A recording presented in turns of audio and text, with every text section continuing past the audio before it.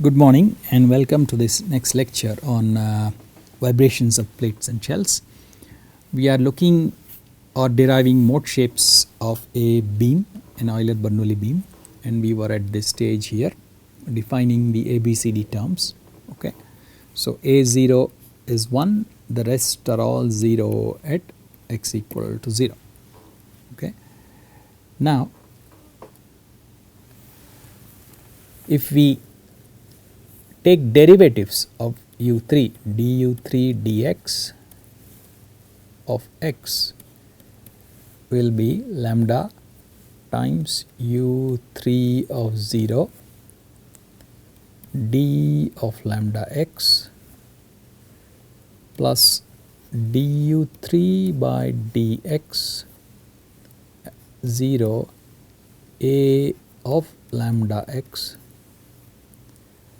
plus 1 over lambda d2 u3 by dx square 0 b of lambda x plus 1 over lambda square d3 u3 by dx cube 0 c of lambda x. If you take a further derivative d2 u3 dx square of x is equal to lambda square u3 of 0. Okay, now there is a rotation c of lambda x plus lambda du3 by dx at 0 d. Okay, so d has moved here, c has moved here with one derivative d plus d2 u3 by dx square 0 a of lambda x, a has moved here, okay, plus 1 by lambda d3 u3 by dx cube 0 b. B has moved here. Further d3 u3 by dx cube of x will do the same rotation. So we will get 1 extra lambda u3 0 b of lambda x plus 1 extra lambda lambda square d u3 by dx at 0 c of lambda x plus n extra lambda d2 u3 by dx square 0 d moves in here plus lastly no lambda d3 u3 by dx cube 0 a lambda x.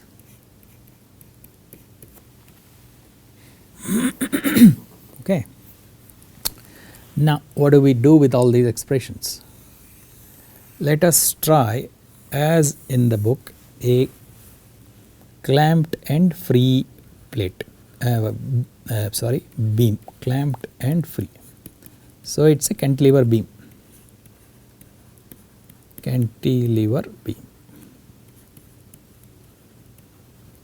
okay. So how does it look? It is clamped here and it is free on the right. Okay, so it is free here and it is clamped here. Okay. So clamped condition is what? Clamped condition is displacement at x equal to 0 for all time is 0, that is one condition. Then del u3 by del x at x equal to 0 for all time is equal to 0. This is the clamped condition, clamping. Okay. And then what is the free condition? Free condition is the moment at x equal to L for all time is 0, okay, and the shear force at x equal to L for all time equal to 0. Okay. So what is it effectively now? Effectively, this ends up as the capital U3 at 0 is equal to 0, capital du3 by dx, this capital U3, this capital U3, okay, at x equal to 0 is 0, that is at left hand end, and then d2 u3 dx square at x equal to L equal to 0, and d3 u3 by dx cube at x equal to L equal to 0. Okay, you can see that moment mxx was equal to del 2 w del x square or proportional to it, or some constants, and shear force was dmxx by dx. Okay, so therefore this is the free end condition. This is the free end condition.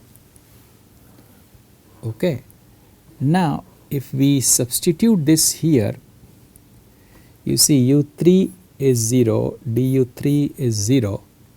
Okay, so out of these, this anyway is 0, this anyway is 0, this anyway is 0, this anyway is 0, this is 0, and this is 0. Okay, so now what we get is,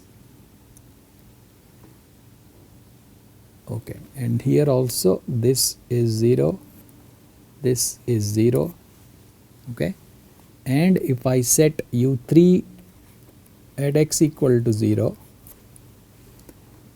you can see that this c term is 0 anyway and d term is 0. That is what we said over here.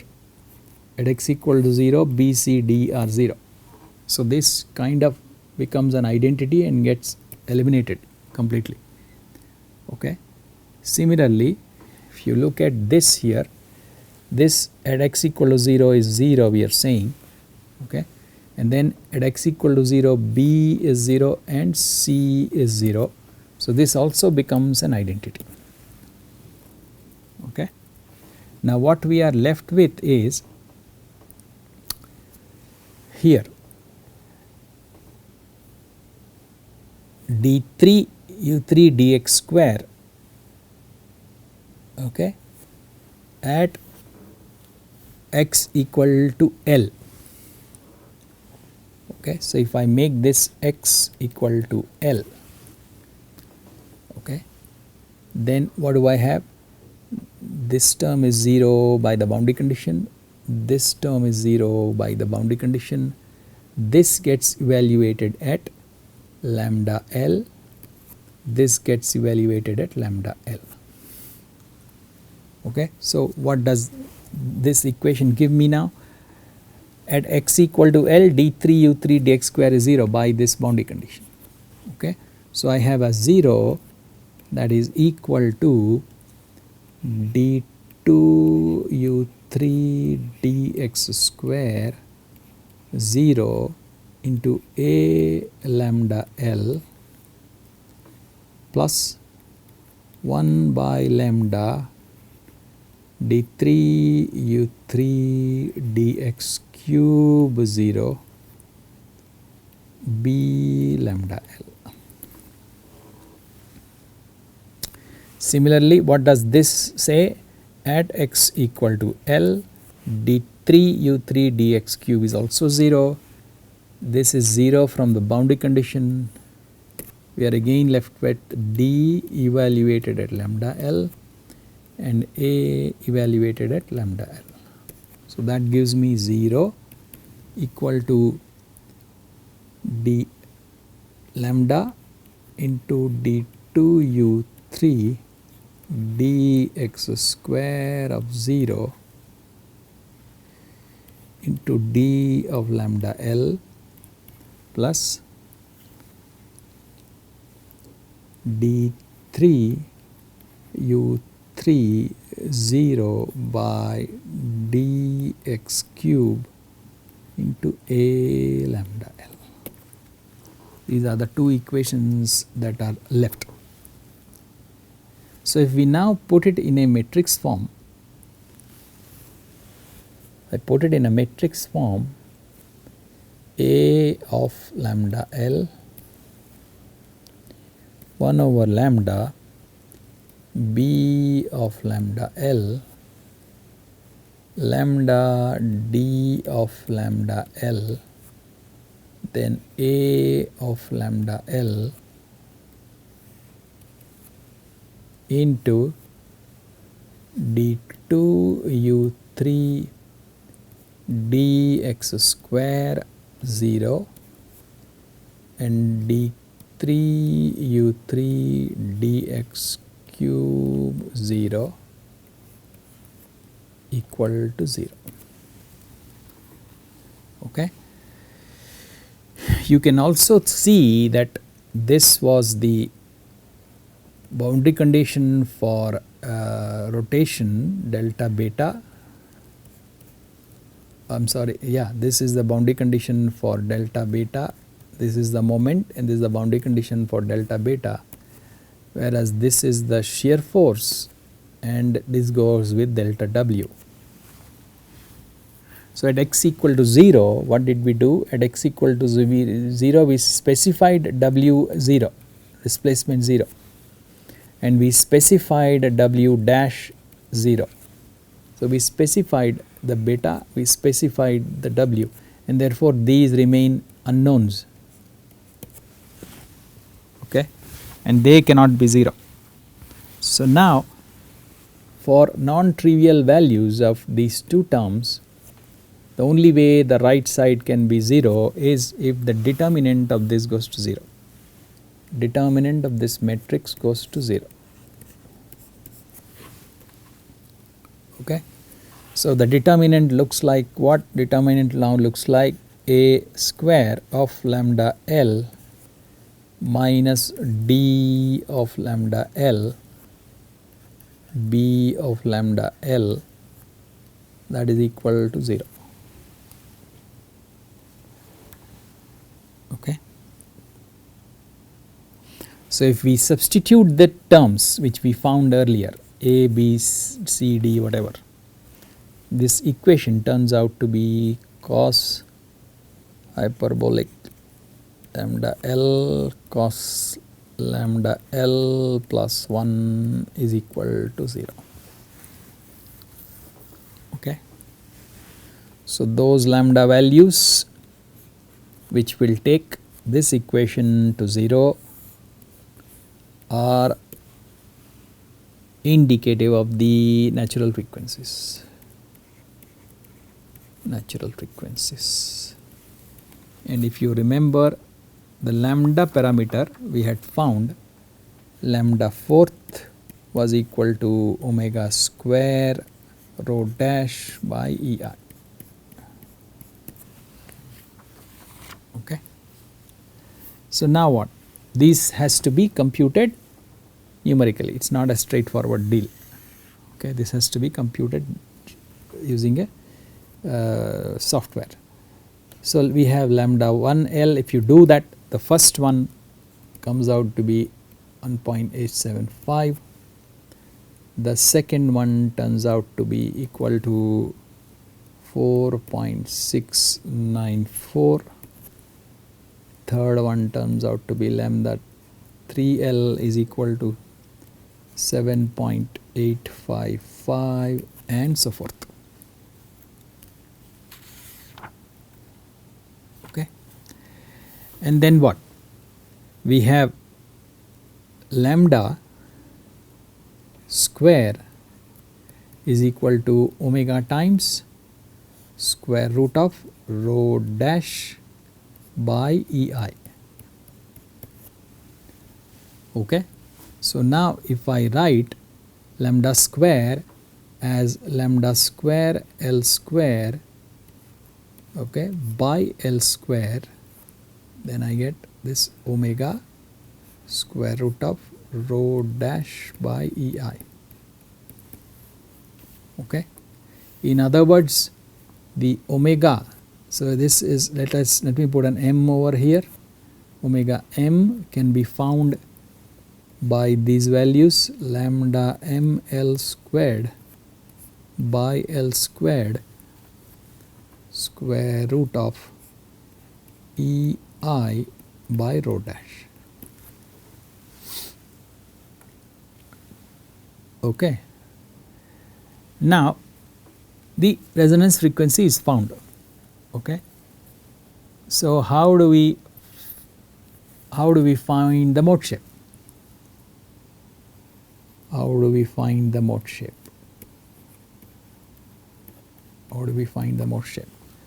If you remember, our basic displacement was of this form: u3 of x is equal to u3 0 a lambda x. u3 0 is 0, so this term will not come. Then 1 over lambda du3 0 by dx at 0 into b of lambda x. This will also not come in because du3 dx is 0. But then I have 1 over lambda square d2 u3 by dx square at 0 c of lambda x plus 1 by lambda cube d3 u3 by dx cube 0 d of lambda x. Okay. So at a particular lambda, let us say lambda m, that means for a particular omega m, I can now find the mode shape. But the question is, what is d3 u3 dx square at 0 and also the third derivative? Okay, that has to be found from here now. Okay, that has to be found out from here, because at a particular lambda m or lambda ml, this is singular. Okay, so it will drop its rank by 1, and so these two equations are dependent. That means I cannot independently find double derivative at 0 and triple derivative at 0. I can only find a dependence. Okay. So now what happens? I have to find this quantity. I have to find this quantity. Okay. I have to find this quantity. So I will find this second quantity in terms of the first quantity. Okay. So how do we do that? We do that like this. My u3m of x is 1 by lambda m square d3 u3 m0 dx square, and I have C of lambda mx plus, okay, 1 by lambda m d3 u3m by dx cube at 0 divided by d2, sorry, this is d2 u3m by dx square 0 into d of lambda mx. Okay, I told you because the two equations are now dependent, I cannot independently find second derivative at 0 and third derivative at 0. So now what we are doing is finding the ratio of the two, which can be done using the equations. So what is this? d3 u3m by dx cube at 0 divided by d2 u3m dx square at 0. Okay, you can see, okay, this divided by this, it's either this divided by this or this divided by this with a minus sign. So that's either equal to minus lambda m d lambda ml by a of lambda ml. Okay, so this is d lambda ml over a lambda ml, either that or it is equal to minus lambda m a of lambda ml by b of lambda ml into L, sorry, into L, into L. So the other possibility is a lambda ml by b lambda ml with a lambda in the middle and minus. Okay. So now if we use one of these definitions, any one of these definitions to plug it in here, we need this over here. Okay. So my u3mx is equal to 1 over lambda m squared d2 u3m by dx square at 0 C of lambda mx, then minus, okay, using this definition, okay, because there is a lambda m on top and lambda on the denominator, you get a cancellation. So minus a lambda m L by b lambda m L d lambda m x. Okay, that's the mode shape. Okay, it's indeterminate up to this constant, otherwise the amplitude constant is not known, otherwise the shape is known. So the shape is known. Okay, so this is a clamped beam. Okay, so the clamped beam first mode looks like this, the second mode looks like this, and so forth, with slope 0, displacement 0. So up to an unknown constant we have determined the mode shape. Okay, later on when we normalize, that problem also will go away. Okay. So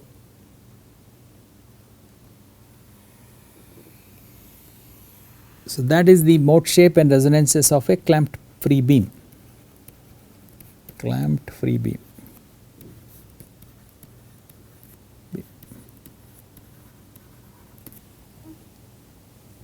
Okay, so we have the first system. At some point, maybe next class or so, I'll show you animations of the mode shapes. Okay, because that has to be done on MATLAB on a different monitor. I'll do it on another day. Okay, so next system is a simply supported beam. Simply supported beam. Simply supported beam. Now, because we have done one system, I will not repeat the whole process. So, what are simple support conditions? So, I have a simply supported beam. Okay, I have a simply supported beam. What are the conditions? The conditions are U3 at x equal to 0 is 0. So, if this is x equal to 0 and x equal to L,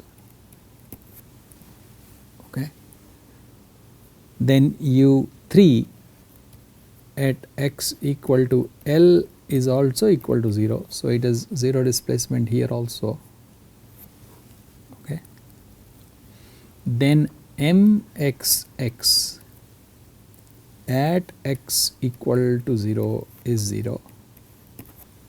So, the moment here is 0. So, this cannot support a moment. This end cannot support a moment. Okay. Whereas at Mxx also,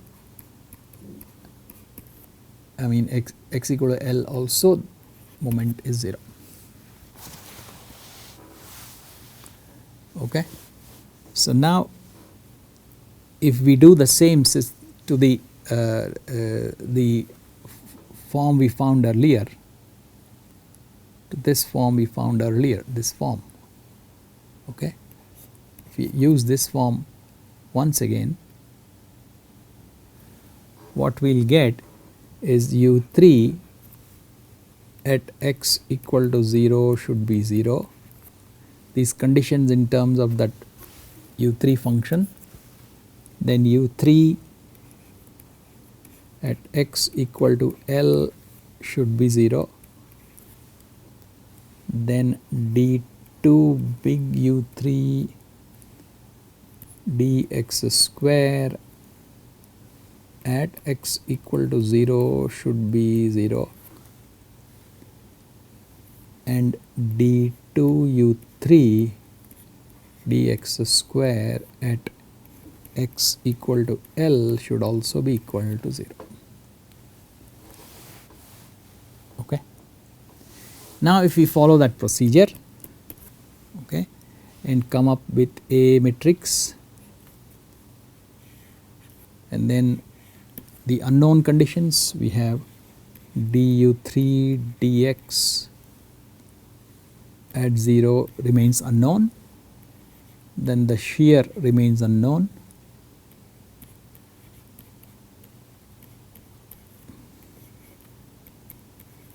okay. Then for non-trivial values of this, the determinant of this matrix must go to 0. That determinant ends up as sine hyperbolic lambda L sine lambda L is equal to 0, and for lambda not equal to 0, this sine hyperbolic lambda will not be 0, which means sine lambda L must be equal to 0. Okay. Now, if sine lambda L is equal to 0, that means lambda ML multiple solutions are of this form, m is equal to 1, 2 and so forth. Okay. So, then what? My omega m ends up as m square pi square by L square square root of EI by rho dash. Okay, these are my simply supported beam natural frequencies or resonance frequencies. Okay, and the mode shape as before ends up looking like U3M x is equal to, it looks very simple, 1 over lambda m d U3m dx at 0 sine lambda mx. Okay, or we say a some amplitude or am sine m pi x by L. So we can plot or we can show these mode shapes. The first one for M1 looks like this, is a half cycle, half sinusoid. For m equal to 2 it looks like this, one full sinusoid. M equal to 3 it looks like this, 3 half cycles. So every m indicates one half cycle and so forth. Okay, so they look very simple. So I will close the lecture here. We have already looked at the natural frequencies and mode shapes of a beam, okay, under two boundary conditions. We will continue along these lines in the next class. Thank you.